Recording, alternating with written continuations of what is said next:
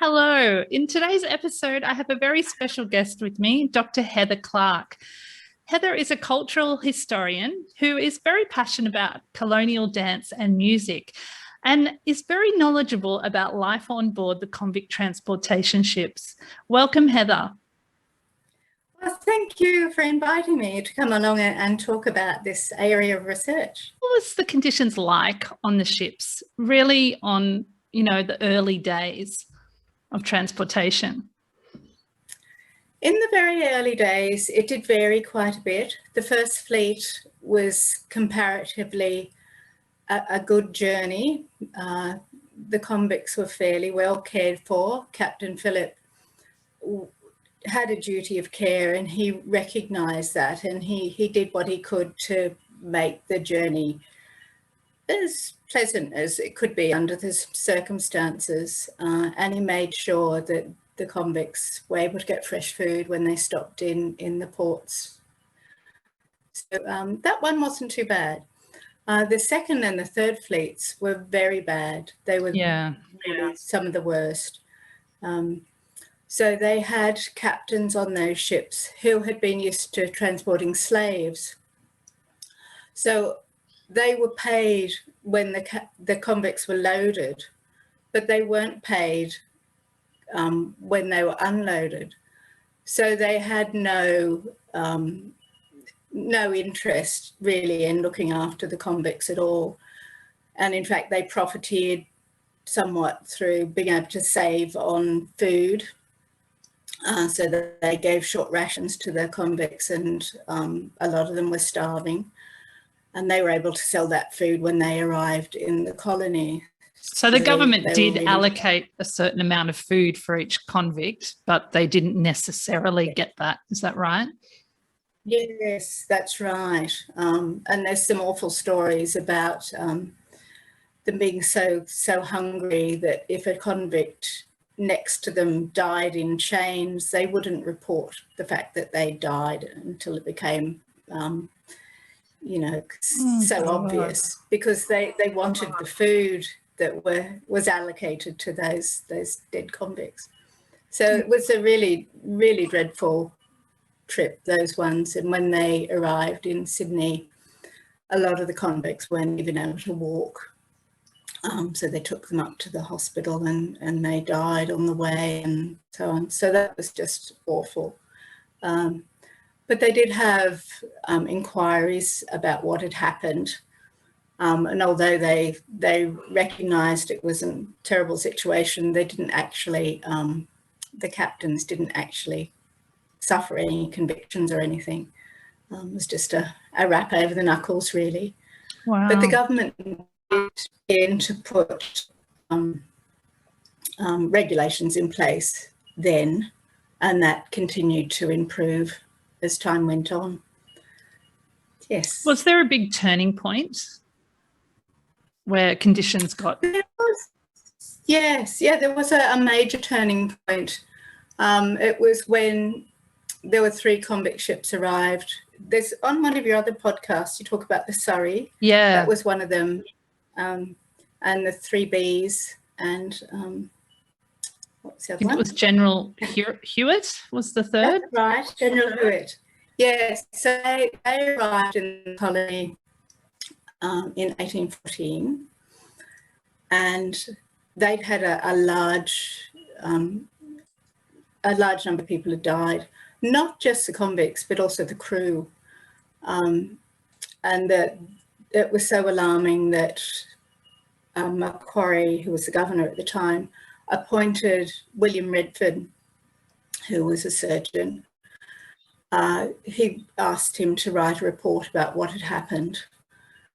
And William Redfern was a convict himself, wasn't he? He was, yeah. He has very interesting history as well. But he wrote what has become Australia's first public health document. And he noted things like the lack of hygiene, the lack of ventilation, and a number of other things he listed. And that document was sent off to London to the Transport Commissioners. And I think it's quite remarkable that they paid attention to that immediately and put all the recommendations that Redfern had suggested in place, and that really changed the whole way people were transported. So really a remarkable document, and Redfern himself he's a hero really of Australia, because he changed things so much, and he's not terribly well recognised for the enormous amount of influence he had. So, yeah, that's right. And was he responsible for there being a surgeon on every ship who would, keep a journal and look after their responsibility was to look after the convicts? Yes. So what had happened previously is that they had surgeons, but they were often men who were not terribly well qualified. They were men who suffered from drunkenness, so they couldn't hold down a proper job. And so they put these sort of dregs of the occupation on convict ships. And they didn't actually have a lot of say. The captain had complete authority. So when Redfern made his suggestions, he said that they should appoint men who were properly qualified, and that they should have absolute control over the treatment of convicts. So the captain had control of the ship and the running of the ship, but it was the surgeon himself who could control what happened with the convicts. And so we have wonderful records, the medical journals from those surgeons, because a lot of them are still in existence, and gradually they're becoming digitised, and people are transcribing them. A lot of them just deal with, the illnesses that people had, but many of them detail the daily routines that they put in place to keep convicts healthy. And the weather and people they met, and it's very interesting. Some of them, they put a lot of detail. Some even did drawings, I believe, in some of the journals. Yes. Yeah, they're a wonderful resource. We're so lucky to have them. So what was his recommendations? Like, you talked about ventilation, and did he set they should have so many hours per day up on deck, or exercise, or that kind of thing? Yes. Well, one of the things that they realised, they didn't actually understand about bacteria and infection, but they'd known for a long time that ventilation and hygiene were very important. So Captain Cook had been a good one for that. He'd been very strict in keeping the quarters where people slept. He was very strict on hygiene, and that carried through the Navy. So ventilation and hygiene and warm clothing, things that seem, so basic today.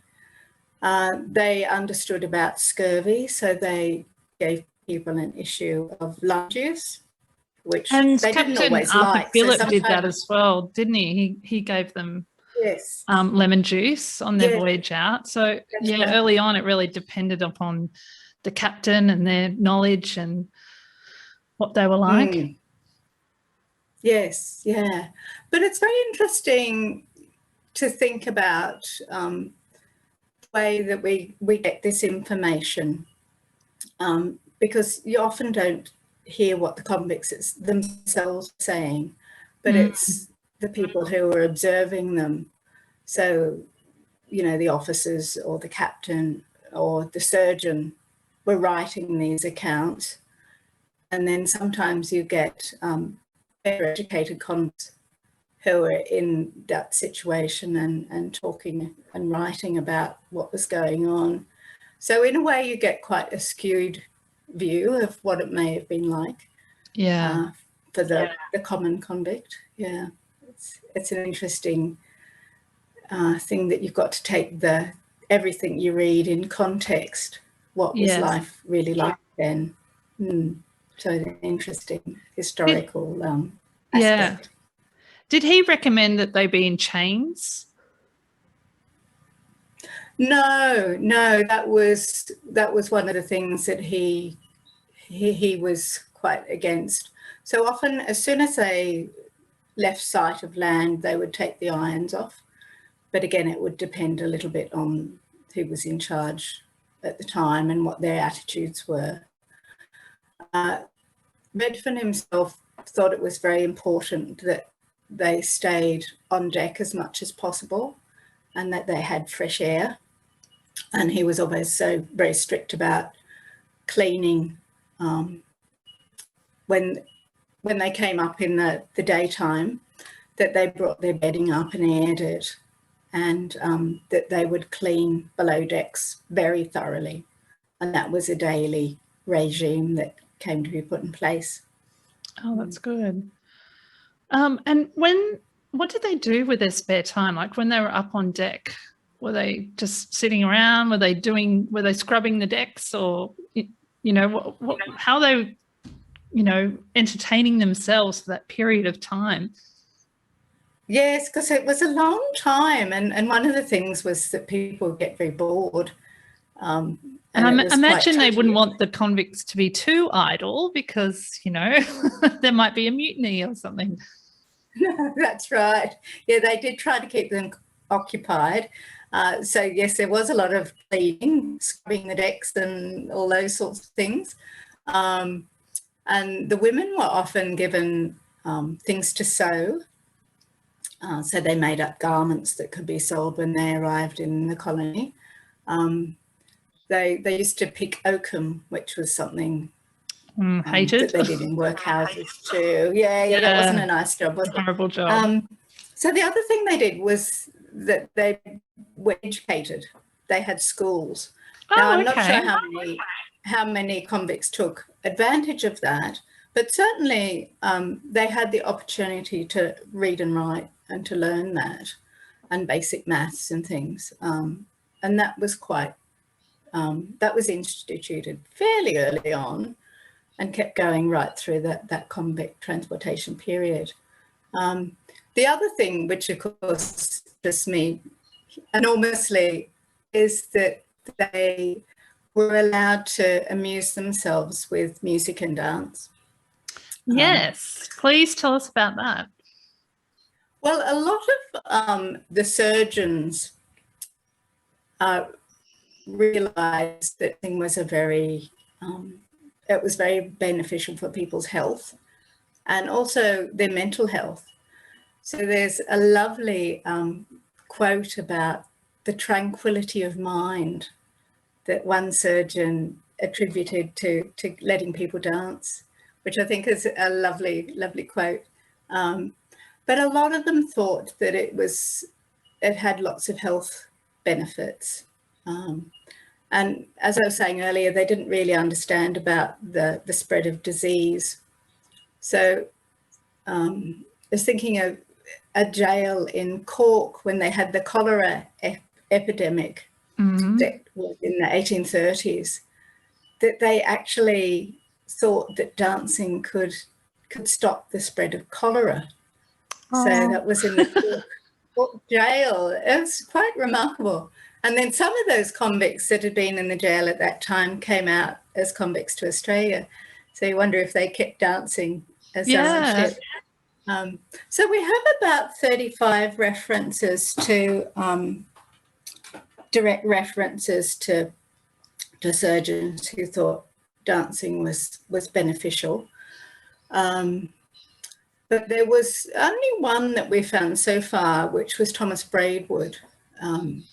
And he thought that all amusements were bad and convicts shouldn't be allowed to amuse themselves because they should be reflecting on improving their lives. And he thought that dancing would make them think of their former lives and the depravity and vice that I see. were part of their former lifestyles. But he's actually the only one who I found who said that, which is interesting.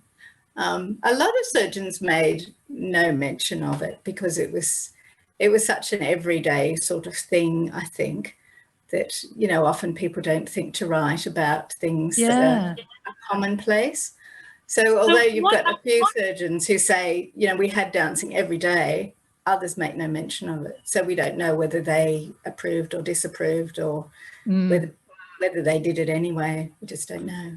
So when I think of dancing from that period, I'm thinking BBC productions of Pride and Prejudice, you know, Jane Austen style Regency dancing. But yes. I can't quite fit that in with being on a ship with convicts. So can you kind of explain what kind of dancing it was? Well, you're right in saying that it was that type of dancing. So that was known as English country dancing, and it was throughout all of the British Isles, wherever you came from. The way they presented it in Jane Austen movies is perhaps not terribly accurate. We know that it was very energetic generally. It wasn't this sedate version that you see in those movies often. There was probably a place for that in genteel society. Well, yes. Was there different dances for different classes? A little bit, but essentially they were much the same dances, much the same music. So if you think of a modern day bush dance, and you think of the sort of energy you get in those, I think that's how the convict dances looked. They were quite energetic. Yeah. But definitely group dances. So people would join hands, and there's a lot of evidence about how that is such a good thing for your brain and your body. It gives you a social connection and releases endorphins. Yeah, definitely. Good hormones and all that sort of thing. Was it very male roles and female roles? Like, did the men and the women dance?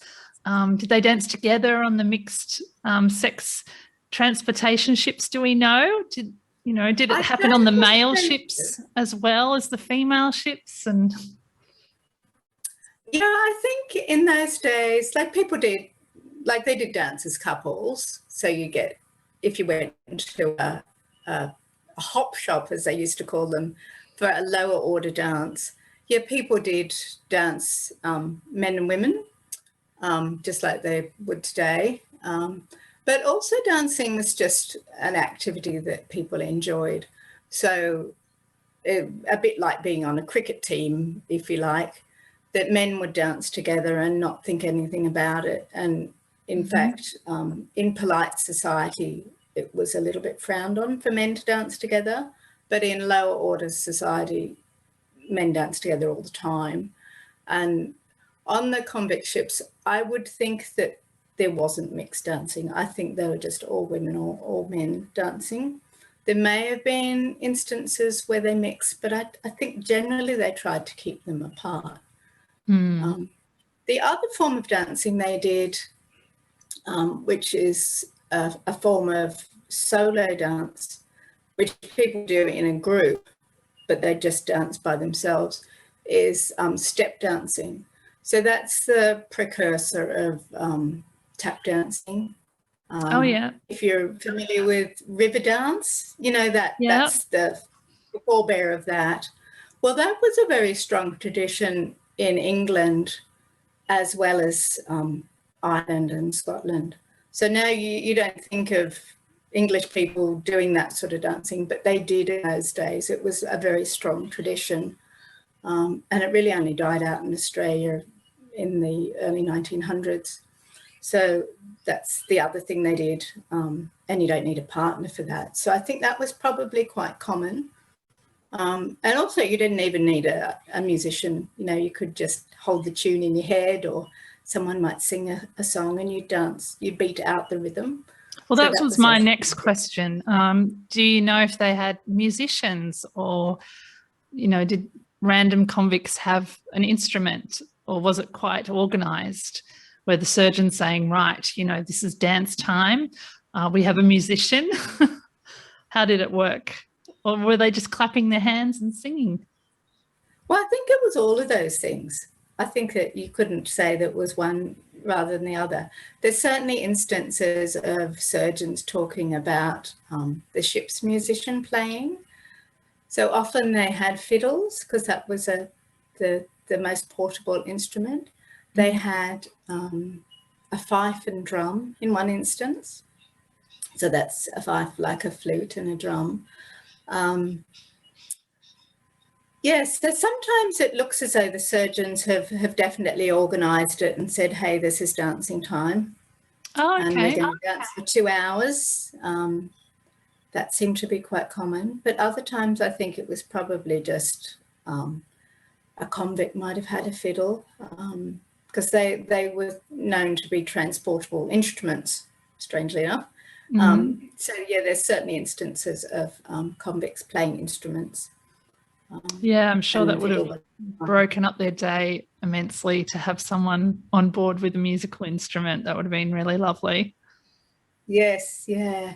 And there's instances on the hulks, the hulks that were moored in the Thames, there's an account of a convict saying when they were locked in for the night that they could do whatever they want. And one of the convicts had a clarinet. Oh, really? So they were dancing to a clarinet, which is really interesting to get those sorts of records. So when do you think they learnt to dance? Do you think they grew up and this was such a huge part of society that it was just happening all the time? Yes, yeah, definitely. It was one of the key pastimes at that time. Everybody danced. So if you're an educated person, you'd go and have formal lessons and learn all sorts of graces. You know, there was a way to enter a room and a way for a lady to sit down and so on. But if you're in the lower classes, there were still people who taught dancing. And also it was just, part of everyday life, really. It was very, very common. One of the resources I've looked at is the court reports from the Old Bailey. Oh, yeah. And it's really interesting how many mentions of dancing are in those reports. Yeah, so they'll talk about, I was in this dance hall and I saw the prisoner leading down a country dance. And it's got fascinating little details that probably doesn't mean much to you, but to me it tells me a lot about what sort of dances they were doing. You know, if they were dancing a reel or a jig or dancing on a cellar shutter or something like that, it gives me a lot of information. It's fascinating the places you can find information about dancing. Did they have certain songs for certain types of dancing, or was it, they played music and they said, right, we're doing this type of dance? I guess the music at that time tended to be dance music, a lot of it, like jigs and reels and hornpipes.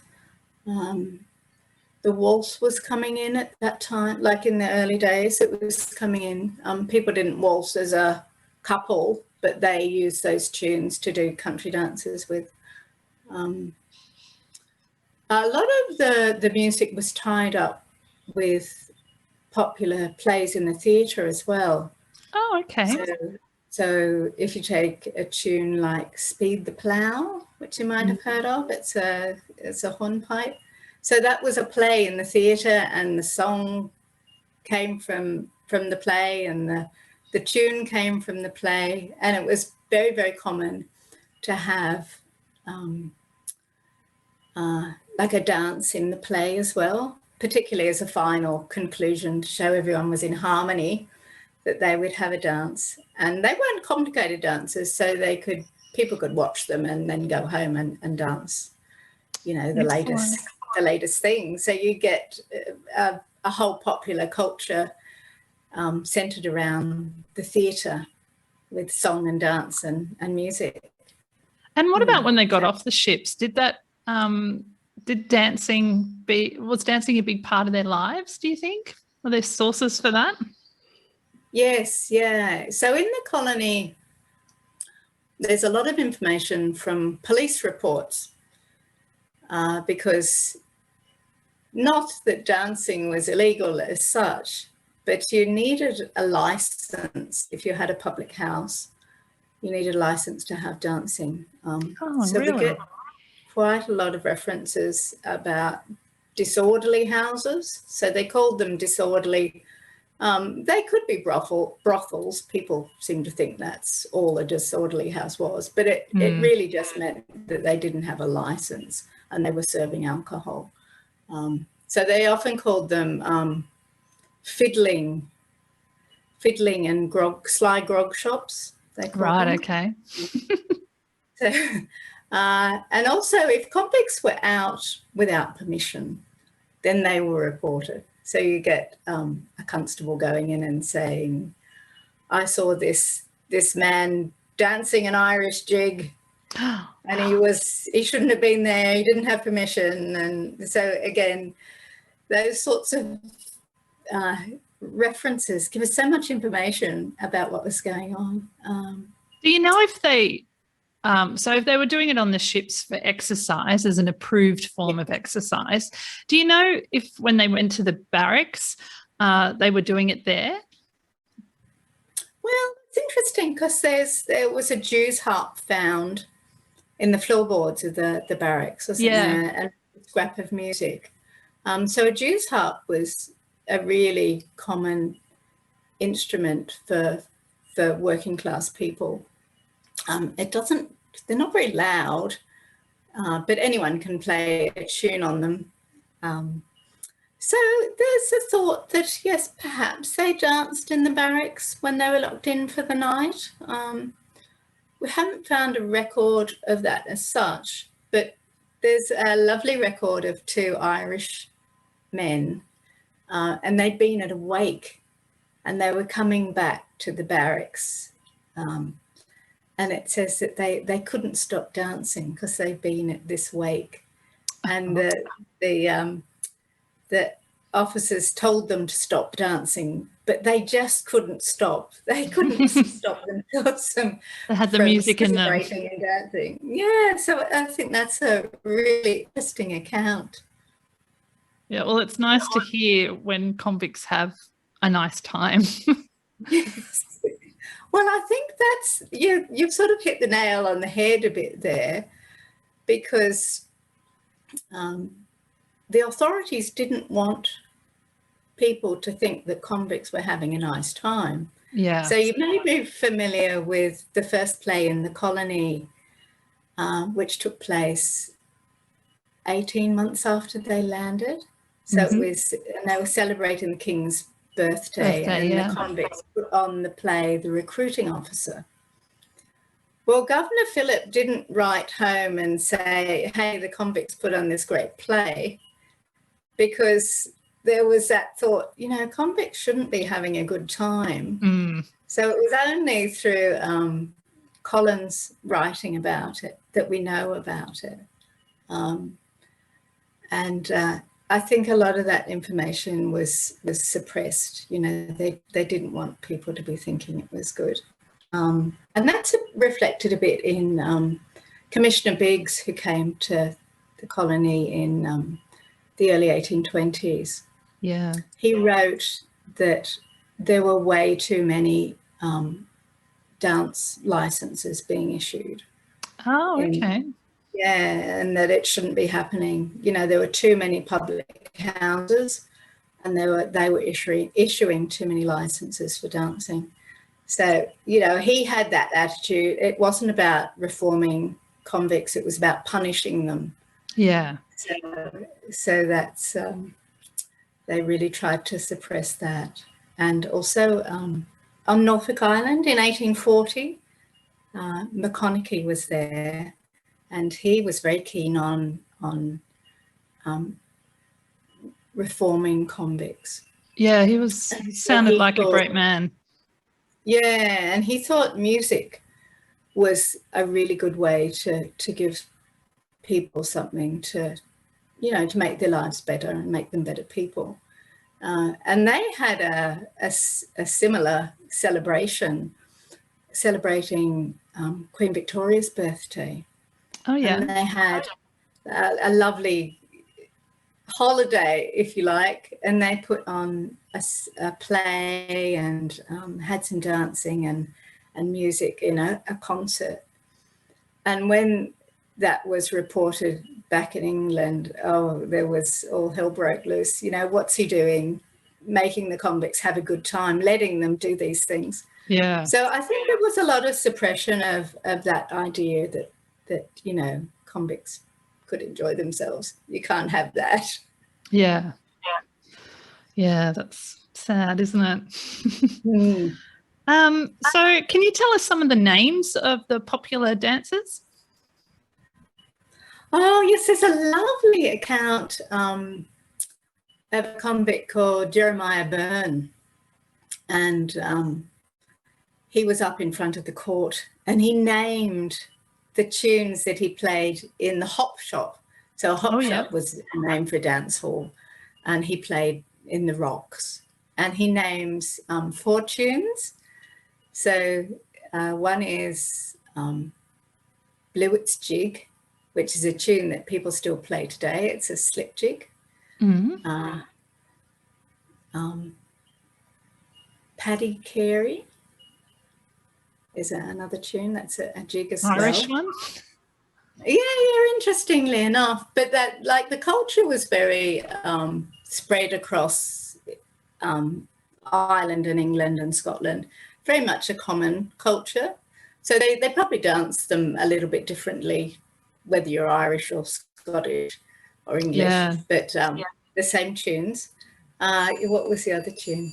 Paddy Ward's Pig. Now, we haven't been able to work out what that is, but I think it was a jig as well. And another tune, I can't remember what it was.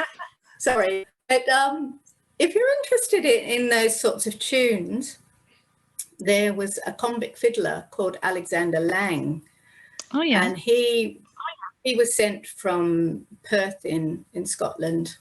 He'd been in the army and he'd been convicted of theft, and he was sent to Tasmania. And so he lived his life there. And he was obviously a well-educated Scottish fiddler. And he made a manuscript of his music, which is a fantastic resource. He wrote it in 1863, and it obviously was, you know, his collections of tunes he'd played all his life probably. Some of them he renamed for people he knew, which was a common practice at the time. For instance, he took the Duchess of Sutherland's reel and named it Lady Franklin's reel. So that was quite common to do that, you know, appropriation of tunes.